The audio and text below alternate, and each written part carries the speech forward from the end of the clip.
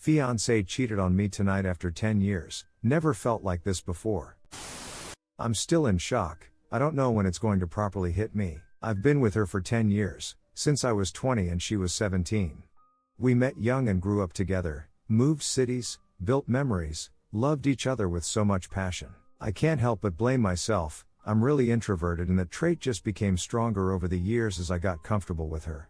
Most times I would be happy just sitting and gaming or working on my novel. I feel like I didn't give her the attention she needed and pushed her into this. The day before she told me she cares about me but is falling out of love. Usually she doesn't talk about feelings often and it came out of the blue. She even said herself she prefers to bottle it up. I didn't sleep that night. I just walked around the beach listening to audiobooks trying to correlate everything and find a solution. Eventually I sent her a message in the early AM stating that if she didn't love me anymore she needed to be honest and let me know so we can both move forward. She messaged back when she woke up saying please come home, so I did. Then the crying started and we had a decent conversation.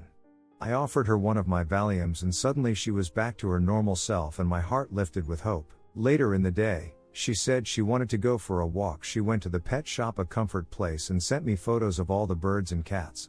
This led to another message saying she saw her friend Jacob there, never heard of the guy, and that they were catching up for a drink. I'm not the jealous type and she's an individual woman, so I said, okay, be safe, I love you. Hours passed with no contact. I started to worry about our conversation from before the Valium and tried calling to see if she was okay.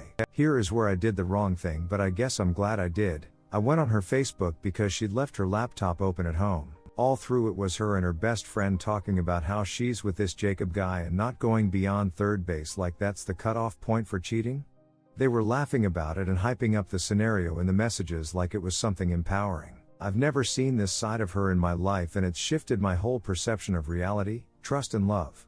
I luckily have supportive parents who I contacted in a fit of tears explaining the situation, and now I'm on a train to the airport to fly north and be around people who love me before I do anything stupid. She sent me a message at 2 a.m. lying, saying she was staying at her girlfriend's, but in the messages she told her friend she was at this guy's house. 10 years of my life just shattered like glass. I don't even feel like a real person right now. I can't stop disassociating. I messaged her saying my dad isn't well and I'm flying up to see him, a white lie, but he does have blood cancer, so it's believable enough. I'm not sure where to go from here. I want to come back and get my cat at some point. He's the only son I have and I'm going to miss him so much. Story 2. Wife tries to force husband's family to sell their grandfather's cabin to buy her out in divorce. The brother of a good friend of mine went through a divorce last year. The divorce was fairly messy. His soon-to-be ex-wife was trying to get as much as she could. My friend and his siblings all jointly inherited their grandfather's cabin a few months earlier. It is situated on a private island in Canada that has been owned by the family for 4 generations. It's about 5,000 square feet, and easily worth over $3 million, and their grandfather had several unexpected private offers over that value, all refused with no interest in selling. The family was notified by her lawyer that she was requesting payment to buy her out of her 1/6 ownership, each sibling owning 1/3, and she was trying to claim half of her husband's share. They tried to discuss a few alternatives, such as giving her a 1/6 right to usage, but no ownership. She declined, apparently intent on forcing them to sell it, knowing none of them could afford to front the money to their brother to keep the cabin in their ownership. Their lawyer, a family friend, did a bunch of work to find a favorable solution for them. In looking over the grandfather's will, he discovered that the divorcing brother did not in fact own any part of the island with the cabin on it. It seemed that their grandfather bought up a bunch of other islands nearby the cabin, and willed them to his grandchildren separately. He only owned a small nearby island, made up of rocks and gravel. Not big enough to build on, and not worth any money at all, not wanting to give her anything at all. They made her an offer attempting to look like they were giving her more than she deserved, and with the appearance of being desperate to keep ownership of the cabin, to give her 75% usage rights of the island, for 25 years, with no ownership. In the offer, they named the worthless island by its legal land title name. She made a counter-offer, which was identical, but she wanted to add her rights to rent the island out for profit, and she wanted choice over her time allocation, which she drafted in the offer. They agreed. Apparently her new boyfriend was more interested in the cabin than the money. They mailed her a set of keys for the cabin. They were keys for a master lock for their life jacket storage box on the dock at shore, as well as a fake key with a bright yellow floating foam keychain. to give her the impression that there would be a boat available to get to the island. They allowed her to believe her deal was for the cabin's island for quite a while, as the divorce was still not finalized. Her first weekend with the island was a long weekend, and she invited her family out, along with her new boyfriend. A 400 kilometers drive. And were greeted by my friend's dad and their lawyer. The whole thing was planned by their lawyer, who I am fairly good friends with as well. He tells me that her family was stranded on the island for hours, as they hired a barge to ferry them over, and they waited until the barge left before going over the details of what she agreed to. He says she attempted legal action once more after that, accusing the family of fabricating the will after the fact. Apparently her lawyer dropped the case before it even started. Update: apparently I had a bunch of the facts wrong on this story. I was rather drunk when I heard this story originally. My friend says that the cabin was not an inheritance at all. The siblings purchased it jointly. Apparently their grandfather had the cabin as an asset that was owned by his business. The business was bought by another company before he passed away, and the siblings quickly bought the cabin back when they discovered that it was sold. Also, the cabin was apparently not owned by the family for generations. It was a group of islands next to the cabin's island that they owned for generations. It seems the grandfather bought several more islands and had the cabin built to bring clients and business partners out for fishing trips. However, while the cabin and the land it was built on were not inheritances, the other group of islands were an inheritance. My friend's brother was already separated from his wife when they acquired the cabin. The wife was misinformed by a family member that the cabin was an inheritance. Story 3. My friend's ex-wife gets his family's business shut down and burns their lives to the ground. Not what you may think. This story isn't about me but two people I'm friends with. We'll call one Ray and one Justin. I'm posting this with Justin's permission, and he'll probably be reading the thread. Some background: Ray and Justin grew up in an extremely restrictive, insular religious community that borders on being a cult. They both read a lot from a young age, even though reading outside of the religion's material was discouraged, and so both of them grew increasingly skeptical and dissatisfied with their environment due to having this peek into the outside world. In high school, this shared mindset brought them together, and they started secretly dating. For context, dating was absolutely strictly verboten in this religious community. You went straight from single to married with zero in between. So when Justin and Ray's parents caught them dating, they forced them to get married. To be clear, it wasn't like they were even having sex. They basically were driving around together and holding hands in the downtown square where all the kids hung out. Very tame, sheltered kid stuff. Ray and Justin started living together as husband and wife, but unfortunately for their families, putting those two together doubled their resiliency, and together they cooked up a plan to get out. They set up a secret bank account at a bank outside the religious community's influence, since their families had access to their accounts, and everyone who worked at the main bank was also in the same community and gossiped about everyone's financial transactions. They started squirreling away money in small amounts the families wouldn't question being missing from their paychecks. When they were 20, they finally had enough money to start over, and they got out. They basically left their house in the dead of night with nothing but what could fit in their car and uprooted to live across the country. Pretty quickly after they moved, they decided to get amicably divorced, since they never wanted to be married anyway. They still lived together for a while, and basically became something between platonic roommates and each other's only family. Over time, they started dating other people.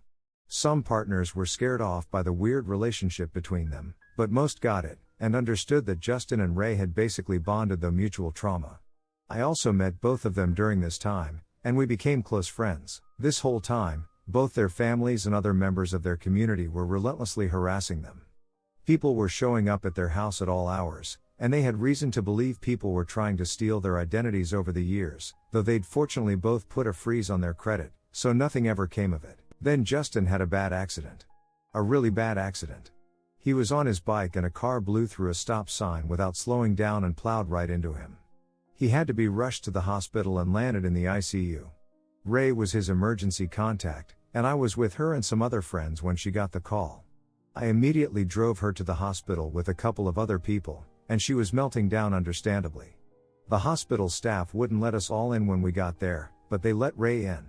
She came out periodically to let us know what was going on. Justin wasn't unconscious, but he was totally out of it and didn't seem to know she was there, probably from the painkillers, but she was convinced he had permanent debilitating brain damage, and basically the group of us were just soothing her and reassuring her it would be fine. A friend of ours who worked at the hospital as an MRI tech was also stopping by when she could on her breaks and calming down Ray. We'd been there all night and part of the day at this point, and the medical staff was giving us reason to be hopeful, but things got worse. To this day, no one knows how they found out, but 14 hours after Justin's accident, his parents, uncles, and grandfather showed up. They immediately had all of us removed from the ICU, Ray included. Unfortunately, as his ex-wife, she was no longer his legal next of kin and had no rights against his blood family. At this point, she was absolutely hysterical and inconsolable. She was convinced Justin's family would hurt him. I'm ashamed to say all three of us that were there with her thought she was overreacting. We all knew Ray and Justin had left a fucked up situation, but it wasn't like his own family would do anything to impede his recovery. She was getting angry with us for trying to calm her down, and tried to explain that according to their religion, she and Justin deserved punishment from God, and only the greatest suffering could prompt repenting and redemption. She said their families embraced this thinking and wanted them to suffer, because it would prove that they did the wrong thing by leaving, and suffering would drive them back to the fold. She said as long as Justin was with his family, he wouldn't be safe. Our friend who worked for the hospital came and found Ray at that point. She made Ray swear up and down she wouldn't tell anyone she told her this, because she could get in deep trouble for releasing privileged information to someone unauthorized, but she'd caught wind that Justin's parents were aggressively demanding the hospital release him into their care, and they were involving lawyers. The hospital was currently refusing, because Justin wasn't stable enough to leave, but our friend warned Ray that as soon as Justin got to be stable, or the lawyers scared the hospital enough, it's possible the parents would be able to take Justin. This shocked the rest of us. Realizing his parents were not only willing to remove Justin from the hospital that had saved his life in the condition he was still in, but were actively trying to do it made us really get for the first time why Ray was going out of her head with fear. At this point, Ray snapped into do or die mode. Convinced that Justin was about to literally die if she didn't act, she decided she would do everything in her power to start a fire at home so that Justin's family would want to run back to put it out.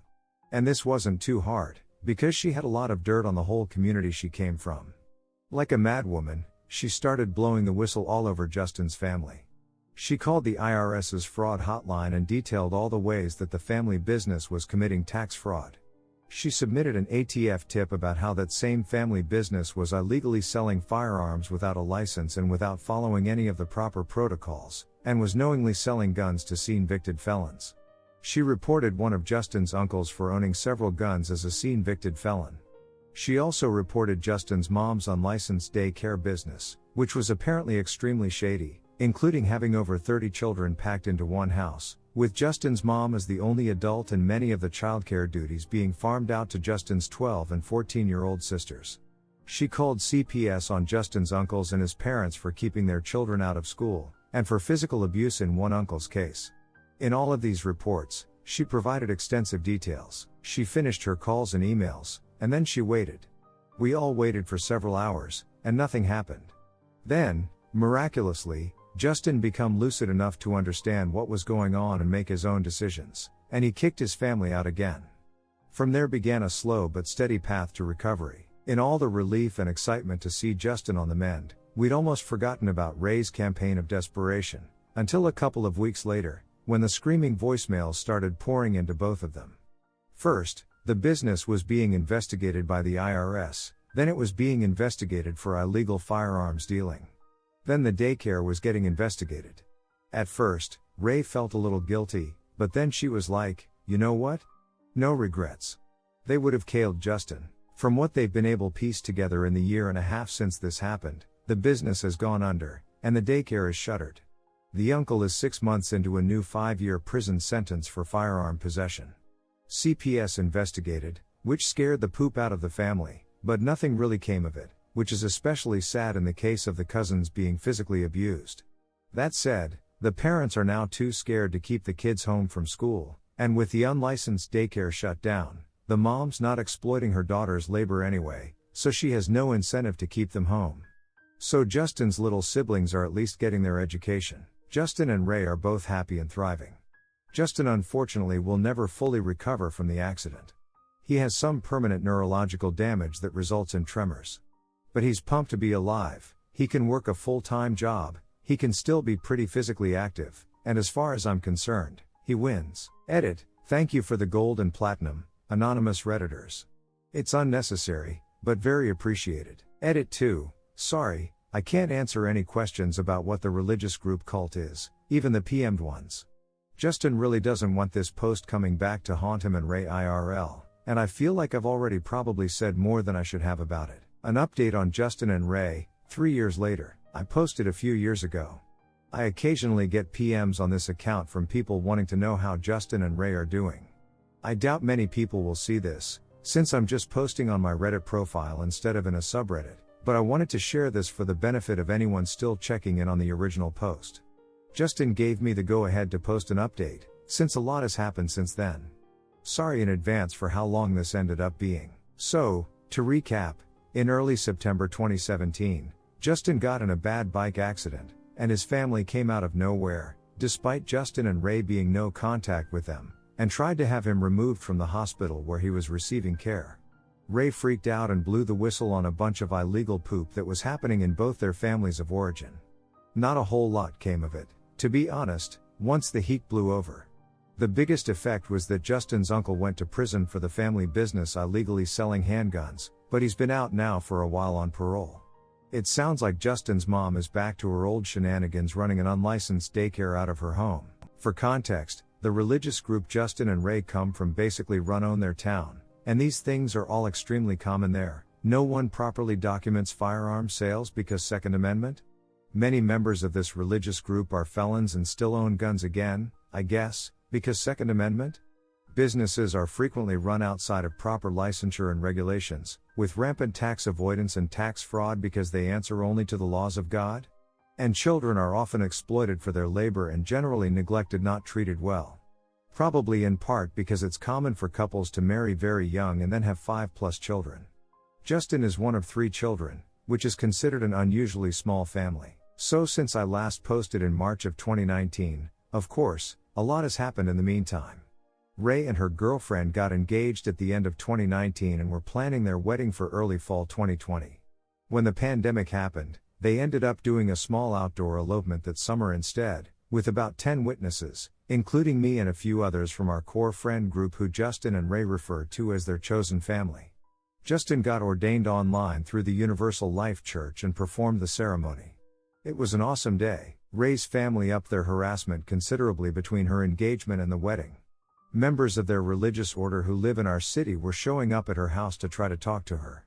When she wouldn't answer the door, they would leave creepy notes taped to her door with short messages like "repent." After the wedding, though, the contact dropped off considerably, which she was very happy about. Justin is doing well. He's been in a serious relationship for the last 2 years with a woman we all love, who has meshed into our little chosen family really well. He's also made amazing progress on his neurological issues from the accident. The doctors say the effects will never go away, but he's adapted really well. He's working full-time with no problem, and is cycling every day again. He's still getting a lot of harassment, unfortunately, but it never escalates to anything scarier than a lot of phone calls which he blocks as new numbers pop up and the occasional doorbell which he never answers. Justin and Ray still don't know how their families of origin are tracking them. They've been living in our city for over a decade now, and they've each moved residences several times during that time frame and changed their numbers a few times. Each time, the family seems to know that new information almost immediately. They continue calling them and leaving voicemails at the new numbers. Members of their religious group are showing up at the new house almost immediately, etc. Justin was subletting for a couple of years in a gated condo complex, which was awesome while it lasted, since his family's emissaries couldn't get in. After my last post, I bullied them into getting a forensic sweep of all their devices and digital accounts, but it turned up nothing. No spyware on their devices, no logins to any of their accounts coming from their birth state, etc. Their social media is heavily locked down, privacy-wise, and even then they're both very careful about what they post. I've Googled both their names, and I'm not finding anything on those private database sites involving their info. So that part remains a mystery.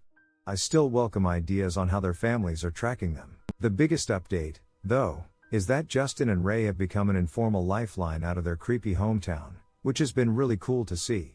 The oldest of Justin's little sisters was the first one. She turned 18 early last year and reached out to Justin on Instagram. She had been accepted to college and her parents forbade her from going and had upped their strictness, including grounding her, because they were so pissed she applied at all. Justin sent her a plane ticket, and she followed in his footsteps, packed up her essential belongings when her parents were both out of the house, and got the duck out of Dodge. She stayed with him in our city, and then in the fall, moved to college and is living in the dorms there. Justin has assured her that she always has a home with him on her school breaks, and that if there's another COVID wave that closes her dorms and pushes her classes to being online only, she can come stay with him again and do her classes online from his house. The next Lifeline recipient was a 19-year-old boy Justin and Ray didn't really know, who had been a friend of Justin's sister from school. He stayed in touch with her after she got out, and Justin ended up buying a plane ticket for him too. He actually came and stayed with me, since I had a spare room and Justin's sister was still at his place at the time, and he was a really cool little dude. And yes, I started getting people showing up at my door after he moved in. Wild times. I helped him get a job and after a few months, he moved into a house share with roommates his own age. We all still see him around a lot, and he seems to be doing really well. Let me tell you, the kid is overjoyed with the casual dating model in the secular world, and has been putting a lot of mileage on the apps. He doesn't think he wants to go to college, but I've been encouraging him to look at trade programs and apprenticeships. We'll see. The most recent recipient of the Justin and Ray Instagram DM Foundation for Cult Escapism is Ray's 25-year-old cousin. She was stuck in an abusive marriage, and the religious group her family was basically telling her to suck it up and deal with it, and be a submissive godly wife and try harder to get pregnant to make her husband happy. She got in touch with Ray because she had no one else to turn to, and Ray helped her get out and come to our city. That's been a bit of a weird situation, because unlike the other two, the cousin is still more or less a true believer. She only left because she was convinced her husband would kill her. And she's been kind of poopty and homophobic about Ray's wife, even though Ray is literally the only one helping her. But Ray has been an absolute angel to her despite that, and keeps telling us that deprogramming takes time when we complain about her. It's unclear yet how the family feels about Justin and Ray helping the three escapees, or whether they're blaming them as corrupting influences. Weirdly, the cousin and the friend have both been getting the same harassment that Justin and Ray have consistently gotten over the years, but Justin's sister hasn't heard a single peep, either here in our city or away at college. Beats me as to why or what the difference is. Story 4, Pastor lies, cheats and steals. He gets exactly what he deserves. Sorry I am on mobile. Also, I'm sorry but I need to be very vague about where this happened. The cast: Pastor Bob, not real name. Contractor: me, Caldra or Op if you want. Setup: I have been a computer technician for more than 15 years. I have worked on all kinds of computers. Everything from tiny point-of-sale computers to large rack server computers. I had been attending a new-to-me church. I was trying to date a woman there. This church was her idea. That relationship crashed and burned, but that's a different story. Now we can start. It was about 5 years ago. I had just sat through a long sermon about generosity and giving to those that need help. At the end of the sermon, Pastor Bob asked for an additional donation because the church's roof needed repairs. And it would cost $20,000 US. That's right, 20,000 freedom dollars for a new roof. After the service, I'm talking to my date. Pastor Bob walks over to me. I said hi and he introduced himself. We talk a bit. Pastor Bob asked what I do for a living. I tell him I'm a computer tech with a shop.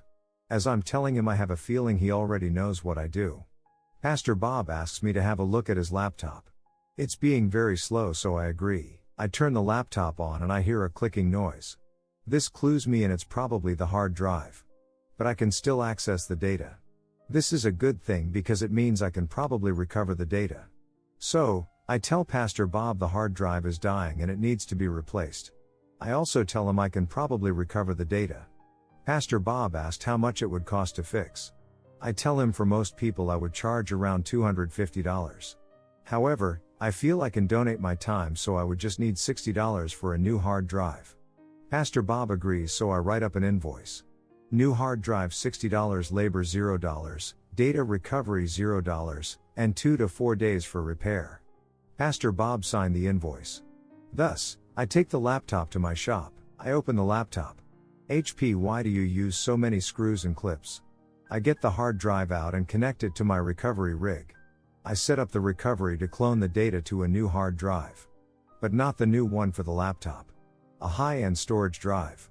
I go home after locking up the shop. Next day Monday I open the shop and check the recovery rig. It's working, but it will take at least 10 more hours. So, I start work on the other tickets. Then at closing time I lock up and go home. Next day Tuesday, I've had Pastor Bob's laptop for 2 days. I open the shop and check my recovery rig. Good news, recovery completed, 100% data recovered. Report says hard drive developed to many bad sectors. Now I have a choice to make. I could put a 1 terabyte hard drive $60 or a 120 gigabytes SSD $60. Or I could pay some money myself for a 240 gigabytes SSD $100. I decide why not and put the 240 gigabytes SSD in the laptop. I then clone all the data over from the new recovery storage drive to the new 240 gigabytes SSD. An hour later the clone is done. So, I check everything. The laptop works great and is exactly like how it was before the first hard drive died. Even the login still worked. Therefore, I call Pastor Bob and tell him his computer is done. He says that's great, he will be here soon to get it. About 45 minutes later Pastor Bob walks in. I show him his laptop working and much faster. He loves it and signs the pickup form. He then pays me with a check for $60. It's important he paid with a check. I do a bank run on Monday and Friday. So that Friday at the bank, I am informed that Pastor Bob's check is void. What? Why? Pastor Bob had placed a stop payment on the check. Consequently, I called him and he ignored my call. I go to church on Sunday. Pastor Bob gives a sermon about not lying. I walk up to talk to him and he avoids me. So, I leave and decide I'm going to write it off. I spent $100 and some time to do something nice. A few weeks later a customer walks in looking for a new computer. To welcome him I offer him a drink and go over his options. I'm chatting him up and he tells me he is a contractor, he mostly does siding and roofing. He is thinking about offering solar. That's why he is getting a new computer. I ask how much does a new roof cost? He says up to about $10,000. So I ask him why would someone say $20,000? He had no idea. I thought it was strange. I asked about the church. Contractor said it would have been simple and around $5,000. And he could probably do it for less. Contractor buys a nice new laptop. Sorry the setup took so long, the revenge starts now. Something about what the contractor said bugs me later. Why would Pastor Bob lie and say $20,000 for a new roof? And why would he stiff me for $60? I then remember I never cleared the recovery rig storage drive. I check and there it is, Pastor Bob's laptop data. I look around, it's slow and I'm all caught up on repair tickets. Fittingly I look around a bit. He had all of his logins stored in a folder on the desktop, including his online dating logins. And online poker. Did I ever mention Pastor Bob is married? I start printing his online dating messages. I look back and find Pastor Bob had been adult hugging several women from his online dating. He had been paying for his dates from the church's donation fund. I am getting angry now. Then I realize he had adult hugged the woman I was dating when I was dating her. It was then I decided to break Pastor Bob. I printed out all his dating messages and the women he adult hugged. For the last 6 months, except I refused to print the naughty pictures. It was an impressive packet. I then decide I need copies of the packet. Therefore, I order 100 packets printed from a major online printer. A few days later my order of revenge packets arrived. These revenge packets are amazing, double-sided. Staple bound, with a cover with Pastor Bob's face on it. Now the conclusion, and I think it's worth it. This church had a calendar of what the sermon might be about. A perfect Sunday was approaching. I go to church that perfect Sunday. I show up a bit late. Everyone is in the church, so I put a revenge packet on each car. I have a few revenge packets that are in yellow envelopes. Fittingly I put them in the mail. I sent one to all the high-ups in the church. And I sent a special packet with some of Pastor Bob's naughty pics to Pastor Bob's wife. I set the return address to the church. I also emailed a bunch of people the revenge packet from a burner email. A couple weeks after I went back to that church, Pastor Bob was gone, so was the wife. Several of the women were also gone, including the one I was dating. I asked one of the important people there, what happened? The answer was amazing. I was told about the revenge packet and how everyone had gotten one. The day my revenge packet appeared, the sermon Pastor Bob had given was about the evils of adultery and cheating on your wife. Thank you, church calendar. The fallout. Pastor Bob was fired and shunned. Multiple women from the church have not returned, including the one I was dating. Pastor Bob's wife is divorcing him. And she is the one that owned the house and cars. No longer Pastor Bob is now being sued by several people, including the one that fixed the roof. He never paid any of them. There were also rumors of a criminal case for embezzlement. No one has seen Bob in a while now. The church might close if they can't find a new pastor. But the church's money is very low. Apparently, he also spent over $30,000 on online gambling. Notes, because you might ask, it's quite possible that several of the very young children and babies at the church were his. But I cannot confirm this. I have no idea where Bob is now. I would think still in jail. Edit. Thank you so much for the awards, it's amazing.